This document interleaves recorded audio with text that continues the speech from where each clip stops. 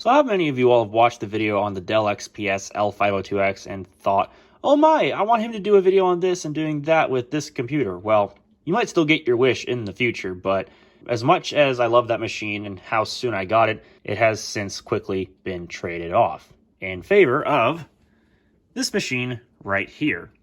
So I guess without further ado, let's talk about it.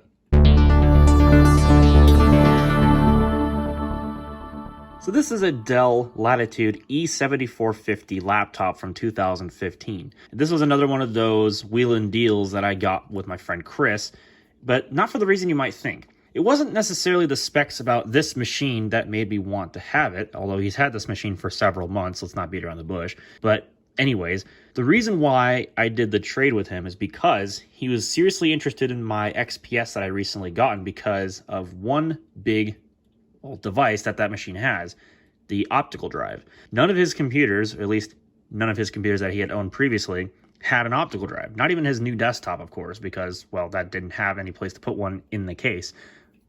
That's just his design choice. So anyway, he was looking for a machine with an optical drive so he could rip his music CDs for his collection. And I can't say I blame him because, well, let's just face it, he's got a ton of CDs that he'd like to rip. None of his computers had an optical drive. Didn't want to buy an external one if he didn't have to, so why not? And I decided, well, sure. I like the E7450, at least his particular unit, which was this one. I like the specs of it. Everything seemed to be fair enough of a trade. He was interested. I was interested. Why not?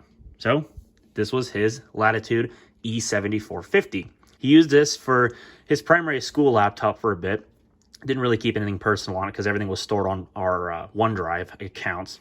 So there was really only just like Microsoft Office on this thing and Windows 10. So there really wasn't much on this machine as far as personal data was concerned. So it really didn't take long for him to get it pretty much ready to go. I can't even English still. And that is with 2 cups of coffee. So you better believe how tired I am. Anyways, sidetracking here. So he actually got this machine secondhand himself off of Facebook Marketplace. And you can tell that it's definitely seen some use. It wasn't necessarily all of Chris's wear on this machine before I got my hands on it.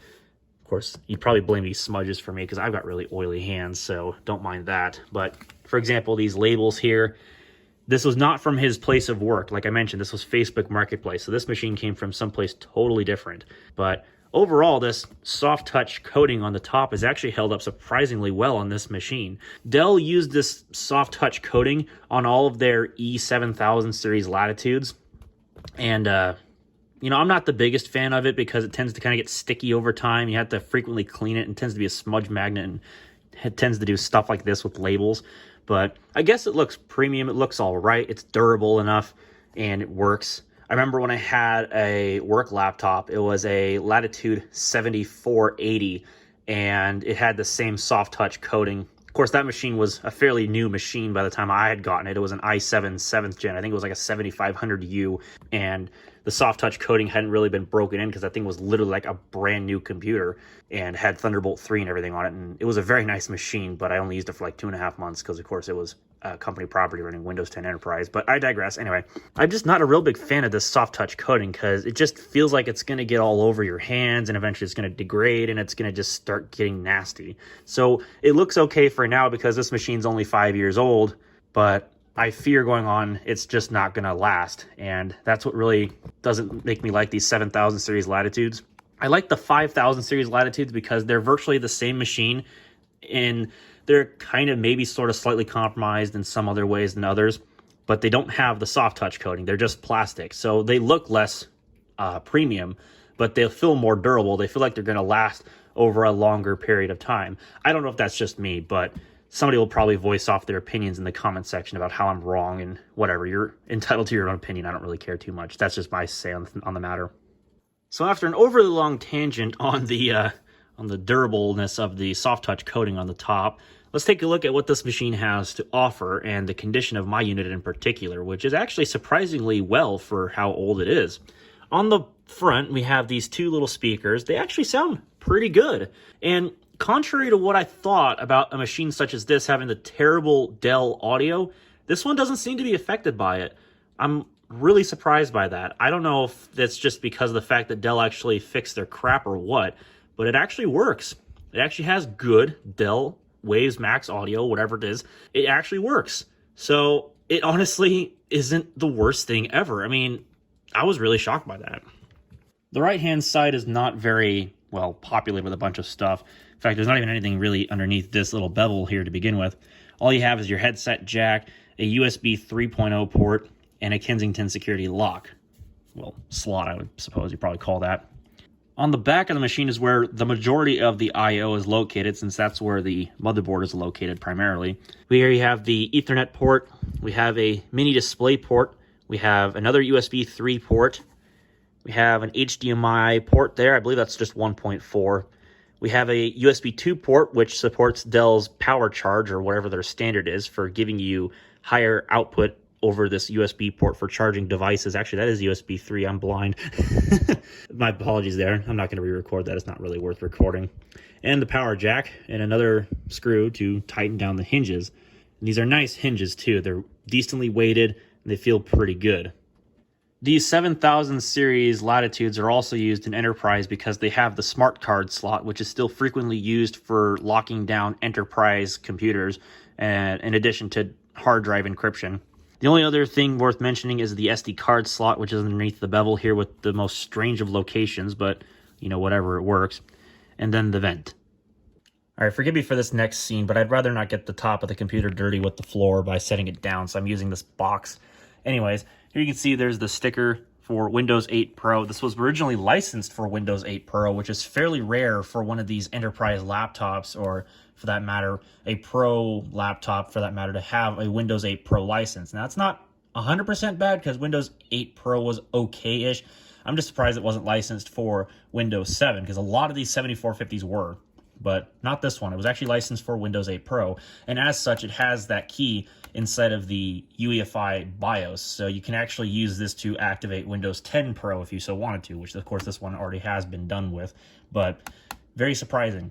I believe if this had a Windows 7 Pro license when it was brand new, the license key would have been underneath the battery, which goes right here. I think this is a 44 watt-hour battery. I don't know. Screw it. I'm going to sacrifice my standby to show you guys this. 54 watt-hour. Okay, I was a little bit off, but that's not too bad. The nice thing about the 7450 is that this back cover is easily removable. You just take off 2 screws and then it slides back like this and it comes off, and then you have access to your heatsink, fan, RAM, SATA SSD, wireless cards. Everything is right there, easily accessible, easy to service, which is very nice. The only downside with my unit here is that there's a screw which was right in there, and this kind of like chipped away, so it's not in the best of shape. So this is kind of flimsy because that's where a screw used to be. But, oh well. At least the back cover stays on for the most part, and it still has its rubber feet, so, again, not the end of the world. It's just a little minor thing. My machine is actually a fairly well-equipped model for what it is, so as such, it features one of the best CPUs these things could have gotten in the form of the Intel i7 5600U CPU, and this one also has the dedicated graphics option of a GeForce 840M 2GB DDR3 DGPU, which on top of that gives you a 14-inch 1080p display, which is anti-glare, which is nice. And it also has the backlit keyboard option with the little eraser head mouse, which is a nice touch on this machine. And this one also has the Control Vault fingerprint reader. I believe that's what Dell calls this thing. And then if your model was a lower end one with a mechanical hard drive, it would have been right here. So that's why that symbol is there. I believe this is used for something else or something like that. I don't know what this symbol is particularly used for. Maybe some access key. Somebody would probably lighten me down below in the comments as to what that is used for. I haven't used an enterprise Dell Latitude ever since like mid 2018. So forgive me, I'm a bit rusty on this stuff. Anyways, unlike my E5470 that I used to own, this one actually has a good keyboard in it for once, and it actually works without missing my keystrokes. So otherwise, this shares an identical keyboard to that of the E5470 I used to own, down to the function keys and everything. And these are good keyboards. I really do like the feel of these keyboards. I just didn't like the one in my particular unit because it kept missing keystrokes, but that might have just been coincidental or something like that. But this one seems to type perfectly fine. Also, my unit does not have the webcam option on it. This was kind of surprising to me, but That's actually fine. I don't actually miss the webcam all that much. I don't really use a webcam too much other than on my desktop where I'm streaming. So I guess if I need a video conference, I'll just hook up an external webcam or whatever. That's not the biggest deal. Or I'll just use my desktop for that. But at least it's got stereo microphones up here in the screen. Okay, give the sudden environment change. I just didn't want to be in a spot where I'd get too much of this on the screen, but I'm pretty sure this is going to happen anyway, no matter where I sit in this house. So let's go ahead and power this thing on after I rudely turned it off by taking the battery out, just to show what was underneath. Oh, I got lens flare. Oh, nice. I guess I can't show how fast this thing boots up. Be right back while I fix that. Okay, that looks to be much better. I don't know why. I guess my lens was smudged or something. Anyways, let me go ahead and log in here. All right, we got flicker on the screen. That's great. Even though both of these are running at 60 hertz. Well, not the camera, but, you know, anyways, anyway, I don't know. Kind of some goofy LCD stuff with the backlight, I'm almost certain. So anyways, let me just go ahead and go into the system properties here so we can take a look at the specifications. So here we go. As I mentioned, Core i7 5600U CPU at 2.6 gigahertz with 16 gigs of DDR3L memory. Of course, in my unit's case, I'm running Windows 10 Pro 1909, although that's really not anything to write home about.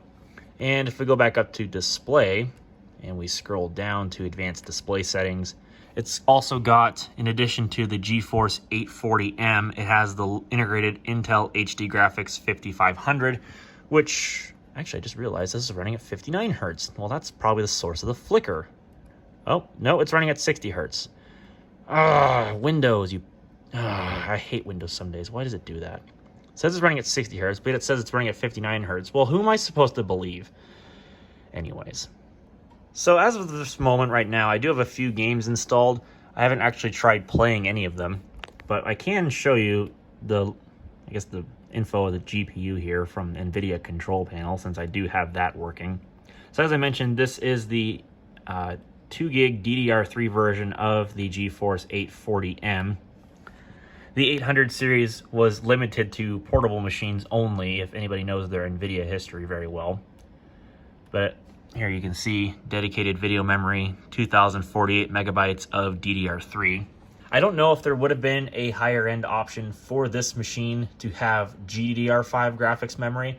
I couldn't tell you for sure, but don't quote me on that. I think this might have been the only option, but I don't know my E7450s very well. But it does have 384 CUDA cores. The graphics core runs at 1029 megahertz, and it has a 64-bit memory bus. I don't actually know how fast the video memory runs on this machine.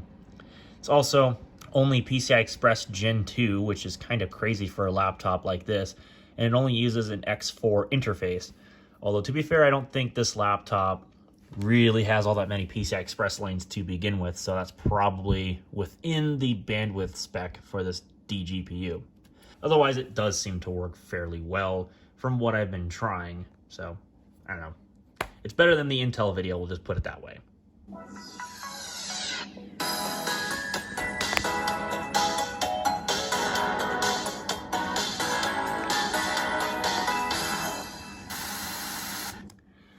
Sounds actually not too bad on this laptop from the internal speakers.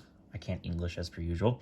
They actually are fairly clear, fairly loud, and of course these are 5 years old, so I don't know how much wear they've actually been put through, but at least from what I've been hearing from them, they sound pretty good, and they actually sound like decent laptop speakers, at least for something that I guess you could technically sort of classify as a premium ultrabook or something to that effect. I honestly don't care what it's called. It's just a laptop to me.